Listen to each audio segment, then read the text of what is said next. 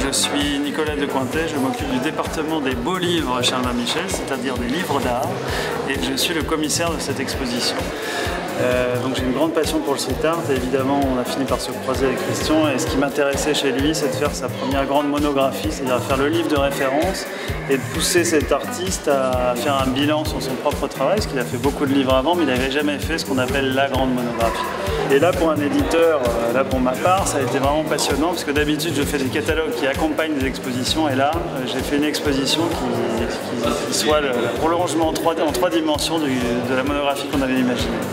C'est une exposition qui, contrairement à des expositions plus classiques, mélange des interventions sur le site de l'artiste, donc il a créé des œuvres sur les murs même de l'exposition, qui mélange des œuvres d'archives et des tirages photos de ces œuvres in situ dans la rue. Donc c'est vraiment totalement multimédia et ça mélange aussi plein d'objets spectaculaires. Au-delà de la renommée de Christian, c'est véritablement ces œuvres qui peuvent toucher n'importe quelle personne.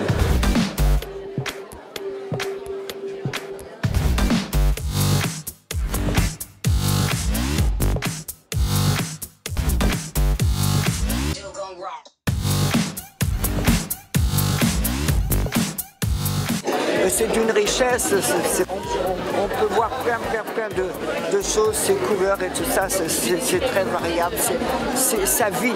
C'est totalement multimédia, il y a beaucoup de surprises, il y a notamment un projet qu'on peut appeler de l'arsène visuel, de mapping, auquel il pense depuis des années qu'on a pu réaliser ici, donc ça c'est une vraie surprise. Donc c'est une exposition totalement atypique parce qu'aujourd'hui encore, bien que le street art soit vraiment dans l'air du temps et que tout le monde s'intéresse au street art et qu'il y a un marché qui est en train d'exploser, il y a très peu de musées qui s'y intéressent. Donc c'est dans une structure muséale classique qu'on imagine la première grande exposition de street art.